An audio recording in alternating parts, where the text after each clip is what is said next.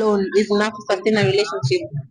Yeah, kama nyi wenyewe mkiamua kuonyeshana, because acha nikwambie practice makes perfect, kitu ya kwanza. Na no one is perfect, so if you keep trying it can be enough by the way, so long as no secrets, no hidings, vitu kama hizo Na ma outing date for example, vitu kama hizo. like sasa date, sasa like kuna sasa kama mimi nikianza kudate, mimi mwenyewe nafaa nikupeleke hizo outings, lakini ukiwa na with your girls I'll be good with it. Tunaambia I'm with my girls, so long as you just give me the information, this time I'll be at a particular place, this venue, such blah blah blah, I'll be good.